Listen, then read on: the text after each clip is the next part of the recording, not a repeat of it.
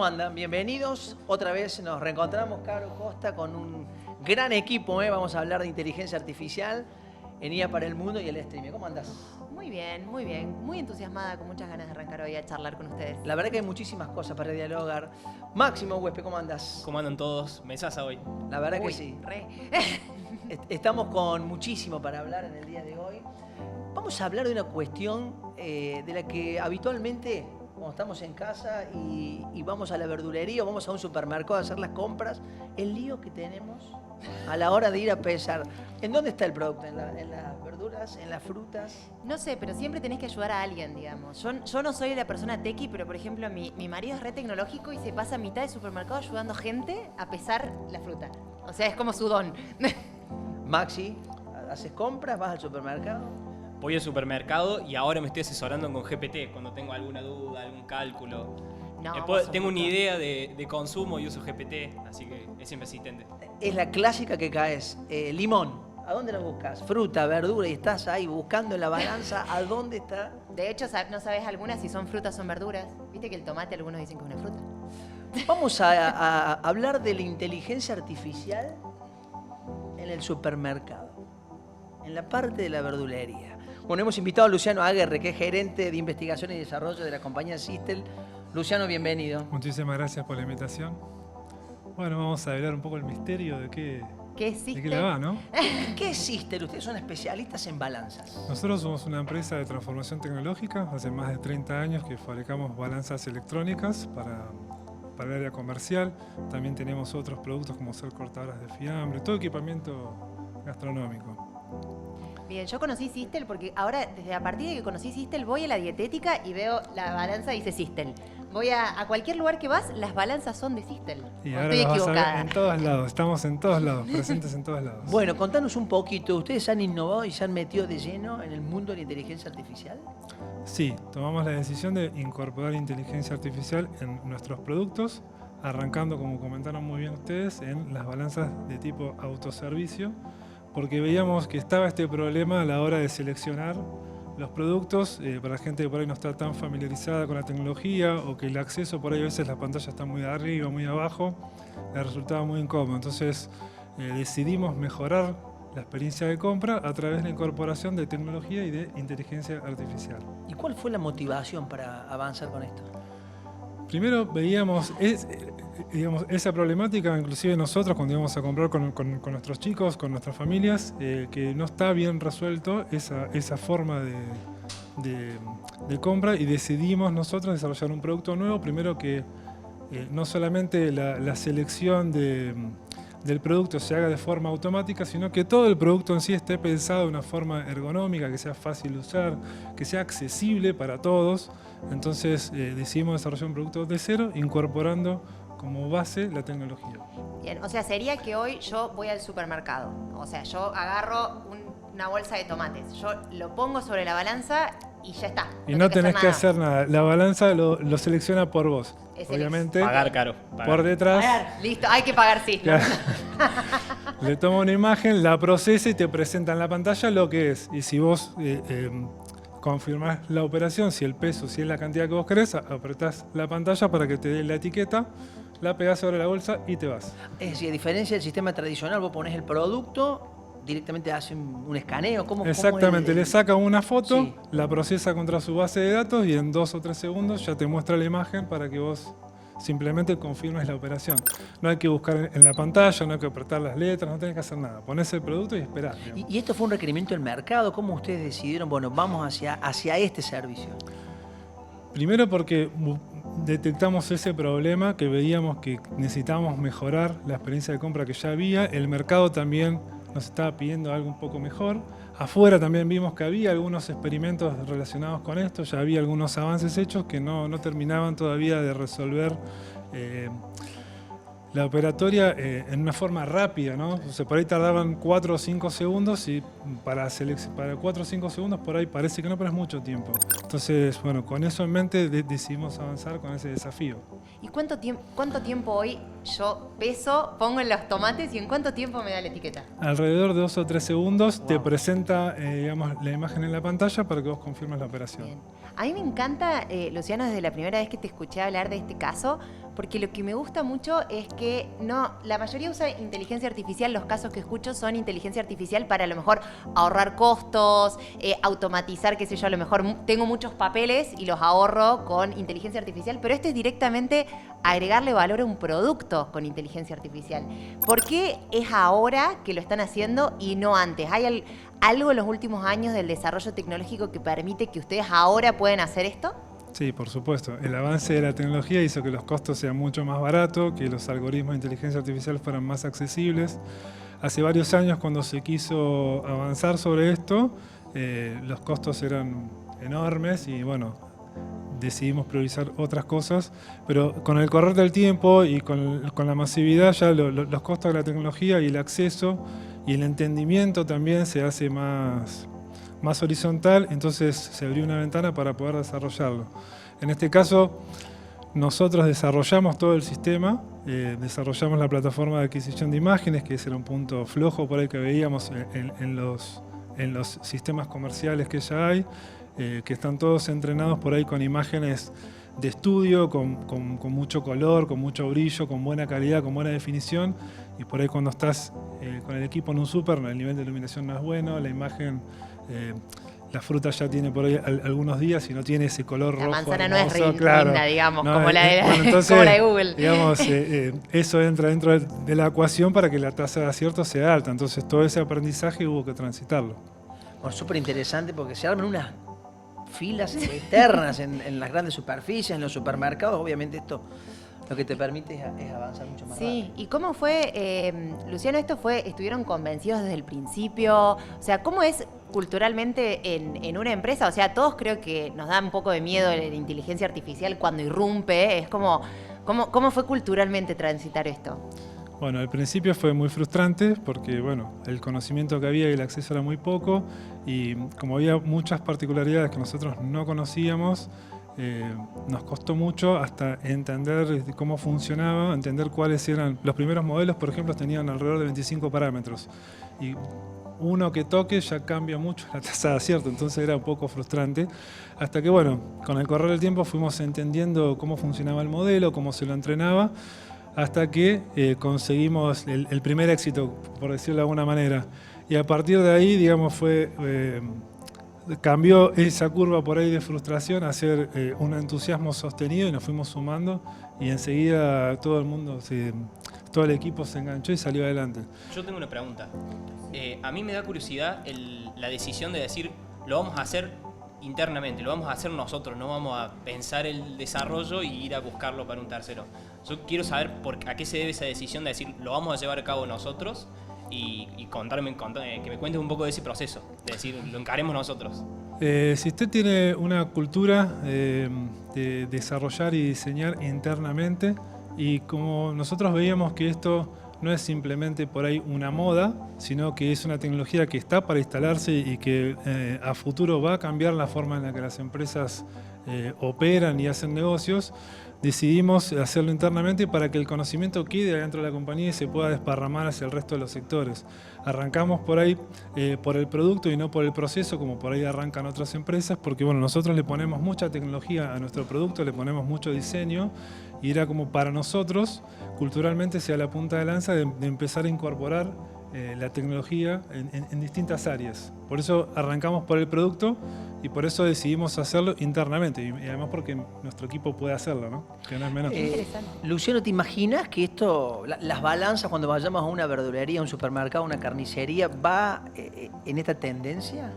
Sí, como toda la tecnología, al principio suele ser un poco cara y se reparte por ahí en algunos productos de una categoría superior, pero a medida que va pasando el tiempo se van mejorando los procesos, se van abaratando los costos y se empieza a ser más masivo. Así que con el correr del tiempo seguramente veamos algoritmos de inteligencia artificial en muchas más cosas, no solamente en las balanzas de supermercado, en las balanzas de barrio, pero también en otros equipos, en otras cosas como lavarropas, o sea, otros electrodomésticos, que el acceso a esa tecnología va a ser más barato y se va a difundir más. Pasaba antes, entiendo, que por ahí lo que es la formación en inteligencia artificial en distintas ramas de lo que tiene que ver con inteligencia artificial, no había tanto, no estaba canonizado que la inteligencia artificial era una de las industrias que venía hacia adelante. Entonces, a mí me interesa saber cómo llegaron en el camino de decir, nos vamos a formar en inteligencia artificial, o si tienen personas que son expertos en el tema, y a partir de eso hicieron desarrollos, y qué recomiendas de ahora en adelante para una persona que quiere involucrar en el proceso productivo de una empresa o para agregar valor a su producto, capacidades de inteligencia artificial. Bueno, primero ninguno de nosotros era especialista en inteligencia artificial, ¿no? Tuvimos que hacer el camino, transitarlo de a poco. Nosotros tenemos diseñadores industriales, programadores, ingenieros en electrónica, cada uno fue como mordiendo un pedacito de esa gran torta que es la inteligencia artificial, y en equipo salimos adelante con este proyecto. Dicen que a mí el otro día me dijeron en una empresa que los mejores desarrolladores de IA son los curiosos, no los que tengan mucho estudio. Así que creo que es una carrera de curiosos. Sí, con el Tommy le decimos aprender en la calle. Claro. Que en este caso sería en la web, inmerso en la web, como vamos aprendiendo. Me quedé pensando, ¿no? Digo, bueno, quizás en una verdulería es más fácil. La manzana, una banana, pero en una carnicería, qué difícil que debe ser poder desarrollarlo para que pueda diferenciar de un lomo, de un bife de chorizo. Bueno, te voy a contar una anécdota. Nosotros pensamos en desarrollar este producto para el sector de frutas y verduras de las grandes superficies, pero se dio el caso de que otros clientes nos dijeron, queremos usarlo para etiquetar, por ejemplo, hormas de queso y fiambre, porque el operador pierde tiempo seleccionando qué es lo que es. Y bueno, a través del sistema que nosotros desarrollamos, que es primero la toma de imágenes, el reentrenamiento, pues no lo teníamos entrenado obviamente para eso, y se pudo desarrollar, y ahora se está usando para etiquetar hormas de queso y fiambre.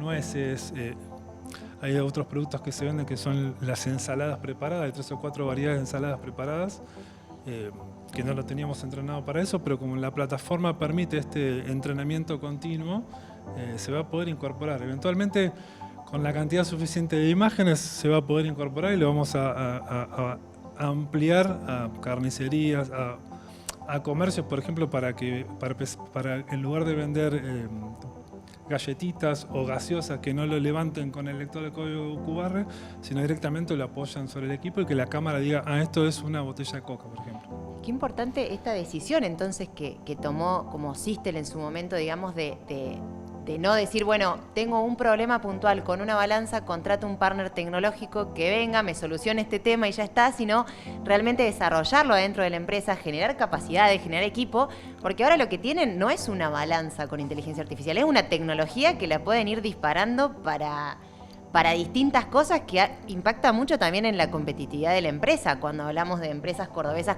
con tecnología competitivas a largo plazo, ¿no? Exacto. Te tiré muchas flores. No fue fácil igual, digamos, no fue fácil, pero bueno, era una decisión que se tomó al principio, el resto del equipo la compartió, obviamente la dirección de la compañía fue clara con ese rumbo, porque de vuelta insistimos, es una tecnología que nosotros creemos que después va a ser como de base, ¿no? Así como la robótica en los 80, esto va a ser después de base, y va a haber una diferencia entre aquellas empresas que incorporen inteligencia artificial en cualquiera de sus procesos, para el área de administración, ventas, o sea, no solamente para producto, va a haber una diferencia porque obviamente va a haber un ahorro de costos, una mejor eficiencia a la hora de operar, y de alguna manera uno tiene que tomar la decisión de empezar a incorporar eso hacia los lugares en los que puede. Y lleva un tiempo de adaptación, de aprendizaje, no es que uno se descarga. ¿Tenés alguna resistencia de los comerciantes? No. Porque digo, el público cuando vaya se va a enfrentar a una balanza, va a ser mucho más rápido, mucho más dinámico a la hora de hacer la compra. No, obviamente como toda tecnología nueva o novedosa, al principio es como que bueno, hay cierta incertidumbre de cómo funciona, qué hará, qué impacto tiene, pero una vez que vos ves el equipo funcionando, habla por sí solo, digamos. Cuando vos ves el antes y el después, es muy difícil, digamos. Lo quiero, dicen. No estar a favor, exacto. Es muy difícil. Sí, de hecho decían que la mejor forma de que quizás cuando la gente se acostumbre a usar inteligencia artificial es que la usen, y quizás cuando uno empieza a ver ver que, por ejemplo, los mismos empleados del súper, cuando empiezan a ver gente que trabaja ahí, que las colas no son eternas, que la gente no se queja y que un montón de cosas, es como, che, bueno, está piola tener la balanza de inteligencia artificial al final. Sí, es como que en algunas cosas por ahí tracciona el cliente, pero en otras va a empezar a traccionar el usuario. Así como los usuarios cada vez están más conscientes del producto que compran, cuando van a un lugar de estos y adquieren un servicio a través de uno de estos productos, y van a empezar a elegir, digamos. ¿Cómo les va? Bienvenidos, ¿qué cuentan? Bueno, estamos en el 5º capítulo de IA para el Mundo y el Streaming. Caro Costa, ¿cómo estás? Bienvenida. Muchas gracias, Luis. Bien, emocionada por el tema de hoy. Trabajo e inteligencia artificial, me parece que es un temón. Qué gran desafío, ¿no? Lo que va a ocurrir con el trabajo hacia el futuro, lo que está pasando y cómo tenemos que prepararnos, qué tiene que hacer, por ejemplo, la juventud, qué va a pasar con los puestos iniciales, los trabajos iniciales. Yo creo que uno de los grandes enemigos, o sea, creo que la inteligencia artificial se ganó enemigos justamente por este tema. O sea, creo que el tema cuando hablamos de inteligencia artificial y trabajo, ahí es donde genera muchas tensiones, ¿o no? Nos preguntamos qué va a pasar con nuestros trabajos, qué va a pasar con el trabajo a futuro, cómo nos hará más productivo la inteligencia artificial. Bueno, Sí. cuestiones que trataremos de desarrollar en este programa. Bien. Saludamos a nuestro compañero de todos los días de Streamia. ¿Cómo ¿Todo bien? anda? ¿Cómo anda? ¿Cómo Hola, anda? Tommy. ¿Cómo Emocionado, va? la verdad, también como Caro, porque está bueno el tema de hoy. No, es picantísimo, Hay te digo. mucho para hablar, sí, sí. ¿Qué piensan los jóvenes? A ver, ustedes que son los más chicos, ¿qué pasa? ¿Qué va a pasar? ¿Qué nos está pasando con el trabajo? ¿Somos positivos o negativos? Y es difícil hacer una futurología. Yo me hacía la de joven, ¿Qué va ¿no? a pasar? Yo creo que hay, simplificándolo, como dos perspectivas. Una que dice, bueno, esto es una revolución más, es una revolución tecnológica como las que ya hubo, van a crearse nuevos empleos, se van a reemplazar otros y va a ser similar a los procesos que ya vivimos. Y hay otra rama que dice, esto es el principio del fin del trabajo. Ambos lados tienen su. De hecho, en la segunda hablan de, che, tengamos todos una renta universal porque Claro. no va a haber trabajo para nadie. Entonces, como, bueno, jubilémonos todos. Hay Pero que ojo, repensar. es un desafío porque hay, No me parece tan mal igual. hay estudios internacionales que están marcando que podrían crearse hasta el doble de los empleos que se vayan a perder. Bueno, pero todo esto es futurología, habrá que ir desarrollándolo en el día a día. Así es, así es. Si quieren podemos ir a uno de los estudios que está saliendo últimamente, que se hizo bastante popular sobre Microsoft Research, Dale. Sí. que habló de 40 puestos que están más expuestos a la inteligencia artificial Sí. y los 40 que menos. Bien, No ¿dónde significa estamos? que se van a reemplazar mañana y que ya no existen, sino los ponen en una escala de los más posibles a la exposición de la inteligencia artificial. A ver, Vamos con los con mayor potencial de ser reemplazados. sí, tirala, dale. Estamos listos. 1, traductores e intérpretes. Ay, sí, ay, sí. 2, historiadores. 3, no estaba tan- tripulantes de cabina. Ese es ¿What? el top ¿Pero 3. qué, los pilotos? No, los Eh, tripulantes son lo- las azafatas. Sí, los que asisten en los pasajeros, en aviones, trenes. ¿Y quién nos va a atender? ¿Un robot, robot? arriba del avión? ¿O nos van a quitar todos los que te ofrecen arriba del avión? No sé. Ya las low cost lo hacen, ya Sí, prácticamente sí. el personal simplemente para que estés con el cinturón de Sí. seguridad puesto y ante una emergencia. ¿Y los que no? Y los que no, son El medio top- raros el esto. top tres que no. Que no es operadores de plantas de tratamiento de agua, Sí. Uh. muy específico. Piloteros de pilotes que manejan martinetes para hincar pilotes en obras. Muy, muy específico muy el bien. trabajo. Eso para la construcción. Sí, y operadores de vía férrea. De trenes. Eso es el top 3. Bueno, a mí ahí te digo que o sea, es quizás con spoiler, nuestro invitado de hoy nos puede responder, pero hay algo que a mí me genera como mucha intriga respecto a este cambio, que es, uno se crió con la idea de andar a la facultad, Sí. digamos, y te vas a asegurar tu futuro si estudias. Y si lo que estamos viendo es que las carreras que están como en jaque son las que se estudian en la facultad, y quizás las carreras, las 3 que vos dijiste que no están en jaque, quizás son las que se aprenden más de oficios, que quizás no necesariamente necesitas estar 10 años en la facultad. Entonces, con un fuerte componente físico. con un fuerte componente, exacto, o sea, como a lo mejor que yo, albañilería, plomería, que mucha gente la aprendía de oficio de Sí. una persona se la pasa a otro, y a lo mejor una carrera como traductor, idiomas, que lleva muchísimos años, está en jaque. Entonces Pero es pensemos, tremendo. claro, que ya en el teléfono, ya hay teléfonos que vienen con el software donde vos ya directamente hablas con alguien en otro idioma y haces la sí. traducción. En con De Google hecho, Meet eso está disponible. Sí, Claro. estábamos hablando un poco con la Cámara de Comercio Exterior cómo esto quizás facilita el trabajo de quienes hacen comercio exterior al poder hacer una Meet de cualquier lado y que se traduzca en el idioma, o sea, que habla la otra persona. Entonces me parece tremendo, particularmente esto, o sea, ya no es como estudiar, o a lo mejor es que estudiar. ¿Sabés que va a estar interesante hablar con nuestro invitado? ¿A dónde se están anotando los jóvenes? ¿En qué carrera se están Ay, anotando? Y si no son las que primero van a desaparecer o las que más va a impactar la inteligencia artificial. Si te ¿Podemos parece, presentar? Lo Sí. presentamos Vamos a con presentar a inteligencia nuestro invitado. artificial. La IA, Le vamos. hablamos a ChatGPT para que O nos sea, pueda... nos está haciendo el trabajo, ChatGPT. Vamos a ver si lo conectamos para que nos presente el invitado. Hola, ¿cómo estás? ¿Podrías presentar a nuestro invitado de hoy? Hola, claro que sí, con muchísimo gusto. Hoy tenemos con nosotros a Andrés Payaro. Él es el director del Observatorio del Futuro de la Universidad Siglo XXI. Además es licenciado en Ciencia Política, tiene una maestría en Dirección de Empresas y es un emprendedor con mucha trayectoria, ya que fue fundador de elinmobiliario.com. También ha sido vicerrector de Innovación en la misma universidad. Andrés combina la perspectiva, la tecnología y las humanidades para anticipar tendencias en el mundo del trabajo y la educación. Así que va a ser una charla muy interesante. Bienvenido, Andrés. Muchas gracias. Cualquier cosa te hablo. Bueno, Wow. ¿qué hacemos nosotros ahora acá? Ahora, nada, ya te presentaron, o sea, ya te Totalmente hicieron nuestro presentado. trabajo, Andrés. Muy bien. ¿Cómo andas, Andrés Palaro? Un gusto ¿Cómo estar anda acá. usted? Un placer. Gracias por la invitación. Por favor. Qué gran desafío. Además, te hemos invitado para que nos ayudes a ir preparándonos, a repensar qué va a pasar con el trabajo, con la humanidad, porque también no hay que olvidarse del ser humano, ¿no? Bueno, tenemos muchas preguntas, muchas más que respuestas. Estamos en un cambio de era sin lugar a dudas, ¿no? Frente a las dos opciones o los dos escenarios que recién hablaban, hay una constante que es la que quizás más cerca esté de lo que puede pasar, que es el trabajo va a ser algo distinto a lo que fue y a lo Totalmente, que es, sí, ¿no? sí. Va a ser algo absolutamente distinto, pero nosotros tenemos fe de que logremos reconvertir nuestras habilidades, que logremos repensarnos, que logremos combinarnos con la tecnología de manera creativa, pero hay que ir sector por sector, profesión por profesión, porque hay muchos escenarios posibles, o sea, hay futuros del trabajo. Recién hablábamos, antes de tu presentación, de cuáles van a ser los trabajos que más rápido van a ser impactados. Pero con Caro decíamos que la juventud o aquellos que están comenzando una carrera universitaria, ¿están mirando esto? Porque por ahí hay un contador, no sé, un abogado, pero hay carreras donde seguramente la inteligencia artificial va a avanzar de una manera muy rápida. Mira, esto se ha acelerado en los últimos meses, ¿no? Hasta ahora te diría que sigue habiendo una preferencia por las profesiones más tradicionales, que nosotros creemos que no van a desaparecer, pero sí tienen más riesgos de exposición, que es lo que decíamos recién, ¿no? En el mix de actividades uno descompone las cosas que un contador hace, probablemente una buena parte de ellas, sistemas de inteligencia artificial la hagan muy bien.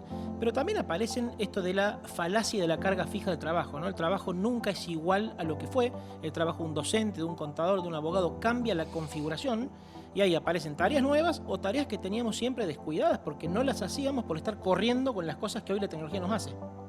Así que hay escenarios posibles para las tradicionales también. Me gusta ese enfoque que es más allá de si nos va a reemplazar, no nos va a reemplazar. Hay que estudiar, hay que capacitarse en esto porque sabemos que sí o sí va a transformarnos, digamos, en el trabajo. Sin duda, digamos, hoy la transversalidad de la inteligencia artificial debiera ser una materia, como lo es, una materia sello, como hace 20 años empezó a ser el emprendedorismo, ¿no? Profesionales emprendedores que puedan tener iniciativa. Hoy la IA va a estar en todas, pero además apostamos a esta recreación de las habilidades humanas, ¿no? Aquellas que todos los estudios indican que van a asegurar nuestra participación y nuestra relevancia. Comunicación, interacción, trabajo en equipo, creatividad, juicio humano, ¿no? Soft Ahí va a skills. estar. Las soft skills repensadas como duraderas, ¿no? Como duraderas, como medibles, como cosas como más profundas de estudiar y de adquirir y de medir que las tenemos, ¿no? Porque a veces decimos que las tenemos y cuando hay que medir que realmente las tenemos, ¿no? Sí, de hecho a veces yo creo que más que ver qué estudio es en qué habilidades me preparo o me desarrollo.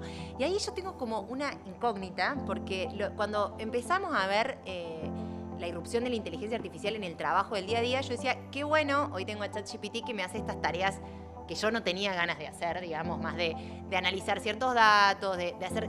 Pero hoy veo una inteligencia artificial, sobre todo en modelos, por ejemplo, como ChatGPT o como Gemini, que ya también interpretan, piensan, dan conclusiones. Entonces ahí cuando yo interactúo en mi trabajo del día a día, a veces digo, che, acá ya no solamente me reemplaza el operativo, también está pensando y está analizando. Entonces, ¿hasta qué punto puedo ir o qué rol tomo yo acá, si también piensa? Sin duda, sin duda. Y si uno ve el panorama de OpenAI, digamos que estamos en la fase de razonadores, pero van a venir nuevas etapas de IA más avanzadas. Claramente la automatización que reemplazaba tareas rutinarias se terminó. Hoy estamos en la automatización que reemplaza tareas cognitivas. Claro. Y eso nos pone un desafío. O sea, no podemos bajarle el precio a este desafío. ¿No? Hay millones de personas diciendo, che, ¿qué va a pasar con nosotros? Yo te diría en síntesis, Caro, que hay 3 grandes argumentos para decir que el trabajo humano puede sobrevivir. El primero es la preferencia humana, es decir, vamos a preferir cosas hechas por humanos en muchas cosas, en muchas actividades. El segundo es la regulación, es decir, algo de regulación va a haber en muchos temas, porque evidentemente las sociedades pueden estar en riesgo si el trabajo humano desaparece. Y en tercer lugar, la ventaja comparativa. Hay cosas que un robot, que una IA van a poder hacer igual que nosotros o de la misma forma, pero va a ser mejor que lo hagamos nosotros por razones de economía, por razones de movimientos, de espacios físicos, de interacción. ¿Y cuáles podrían ser algún ejemplo de eso? Imagínese. Ejemplos de eso, robots humanoides que hagan cosas vinculadas a salud, muchas. Pero la salud y la economía de los cuidados como campo para el desempeño humano no para de crecer. Claro. O sea, preferimos tener gente que nos cuide y nos acompañe que sea una persona. Y vamos a vivir mucho más, con lo cual también eso se va a potenciar. Esa es una economía, uno de las pocos sectores que hoy uno podría decir, che, tiene un crecimiento muy marcado, es la economía de los cuidados por esto de la expansión del horizonte de vida, ¿no? En el estudio de Microsoft, incluso asistentes de enfermería y masajistas son de las menos expuestas. Mirá. Están en el top.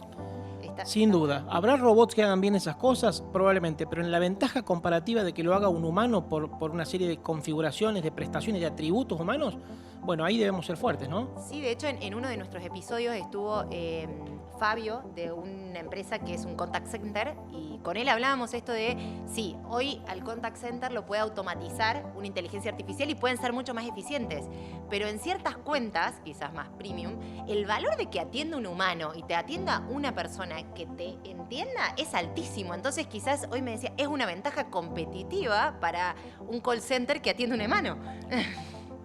Sin dudas, ahí está la esperanza, la expectativa de que seamos capaces de crear esos modelos de negocio que también requieren de empresarios conscientes, ¿no? De no automatizar, salir corriendo a automatizar, como le ha pasado a algunas compañías que después tuvieron que dar vuelta atrás y sí, volver a contratar. Y además confiar en que van a aparecer nuevas tareas, ¿no? Que hoy no tenemos mapeadas.